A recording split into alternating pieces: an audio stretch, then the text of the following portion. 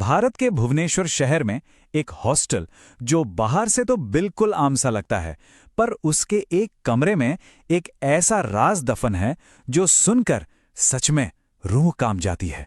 ये कहानी है कमरा नंबर 203 की। और इस राज की चाबी वो है एक छोटा सा नोट जो एक बिस्तर के पीछे छिपा हुआ मिला था, जिस पर बस यही चंद शब्द लिखे थे। ये सिर्फ शब्द नहीं है, ये उस भयानक कहानी का दरवाजा है जो एक उम्मीद के साथ शुरू हुई थी और खत्म हुई खौफ के अंधेरे में।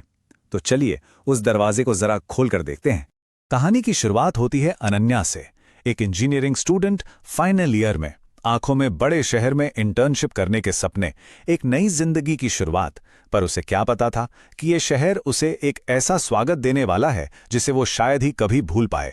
रहने के लिए उसे एक जगह भी मिल गई, शहर का एक जाना माना पीजी, खास तौर पर लड़कियों के लिए, जिसकी पहचान ही उसकी सुरक्षा के वादे से थी। बाहर से देखने पर तो सब कुछ बिल्कुल परफेक्ट लग रहा था, लेकिन जैसे ही उसने दरवाजे के अंदर कदम रखा, वो सारा खुशनुमा नकाब जैसे उतर गया। दीवारों से पपड़ियां उखड़ रही थीं और एक अजीब सा सन्नाटा था, ऐसा सन्नाटा जो कानों में चुभता है।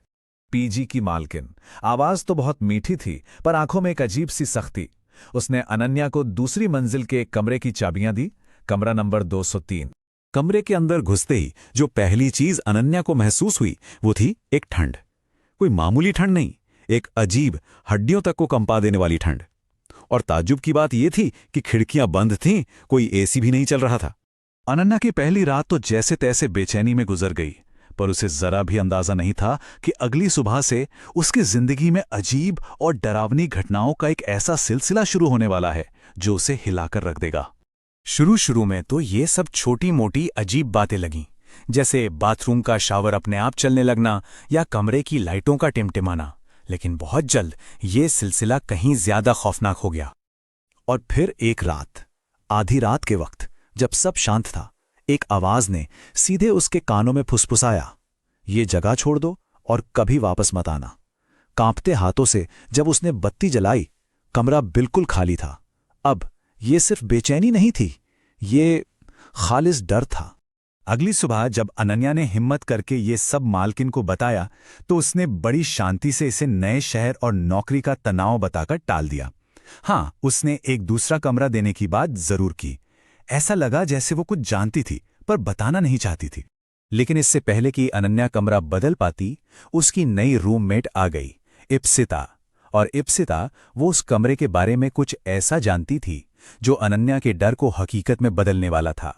इप्सिता ने बताया कि ये इमारत पहले एक यूनिवर्सिटी का गर्ल्स हॉस्टल हुआ करती थी और कई साल पहले ठीक इसी कमरे के अंदर एक लड़की ने अपनी जान ले ली थी। अब अनन्या अपने इस डर में अकेली नहीं थी। दोनों की बेचैनी अब एक मकसद में बदल चुकी थी। उन्हें सच्चाई का पता लगाना था और उनकी इसी खोज ने उन्हें एक और परेशान करने वाले सुराग तक पहुंचा दिया। एक दिन यूं ही कमरे की सफाई करते हुए उनकी नजर अलमारी के ऊपर गई। धूल की मोटी परत के नीचे दबी हुई उन्हें एक पुरानी डायरी मिली।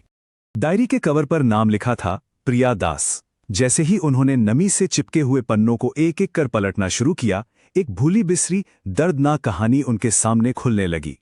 डायरी की शुरुआत तो किसी भी आम लड़की की तरह थी, लेकिन जैसे जैसे पन्ने पलटते गए, प्रिया के शब्द डर और खौफ में डूबते चले गए। वो उन्हीं डरावनी घटनाओं का जिक्र कर रही थी जो अब अनन्या के साथ हो रही थी। और फिर उस रात जब वो दोनों वो डायरी पढ़ ही रही थीं कि उन्हें कमरे के अंदर से ही किसी के सिसक कर रोने की साफ आवाज सुनाई दी, जबकि कमरे में उनके सिवा और कोई भी नहीं था। बस ये बर्दाश्त से बाहर था। उन्होंने फौरन अपना सामान पैक किया और उस मनहूस कमरे को हमेशा के लिए पीछे छोड़ दिया। लेकिन वो भागने से पहले सच्चाई जानना चाहती थीं, किसी ऐसे से जो पूरी कहानी जानता हो। और जो सच्चाई सामने आई वो किसी भी अफवाह या भूत प्रेत की कहानी से कहीं ज्यादा दुखद और खौफनाक थी। इप्सिता की दोस्त जो उसी यूनिवर्सिटी में सीनियर थी, उसने प्रिया दास की पूरी कहानी बताई। प्रिया एक होनहार, सीधी साधी लड़की थी जो अपने ही क्लासमेट्स की क्रूर मजाक और बदमाशी का निशाना बन गई थी। कॉलेज ने इस पूरी घटना पर पर्दा डाल दिया था। बाकी दुनिया को तो यही बताया गया कि प्रिया चुपचाप अपने गांव वापस चली गई, लेकिन हॉस्टल में रहने वाले जानते थे वो खौफनाक सच्चाई, जो कमरा नंबर 203 की दीवारों में हमेशा के लिए कैद हो गई थी। लेकिन कहानी प्रिया की मौत पर खत्म नहीं हुई थी। असल में असली खौफ तो यहीं से शुरू हुआ था। एक एक करके प्रिया को सबसे ज्यादा परेशान करने वाले दो लोग रहस्यमयी और हिंसक हादसों में मारे गए। एक लड़की तो ऐसे सड़क पर भागी जैसे किसी चीज से डर कर भाग रही हो, और एक लड़के को जैसे किसी ने छत से धक्का दे दिया। सबको यकीन हो गया कि प्रिया की आत्मा अपना बदला ले रही है। तो अब पूरी भयानक कहानी जानने के बाद अनन्या आखिरी बार कमरा नंबर 203 में गई, अपना बाकी सामान उठाया और मालकिन को असली वजह बताए बिना चुपचाप वहां से चली गई, एक ऐसे अध्याय को बंद करते हुए जिसकी यादें उसे शायद जिंदगी भर डराती रहेंगी। तो सवाल ये उठता है कि क्या ये सिर्फ बदमाशी की एक दुखद कहानी है जिसका अंत खौफनाक था, या कमरा नंबर 203 की दीवारों के पीछे आज भी एक तड़पती हुई आत्मा अपने लिए इंसाफ मांग रही है।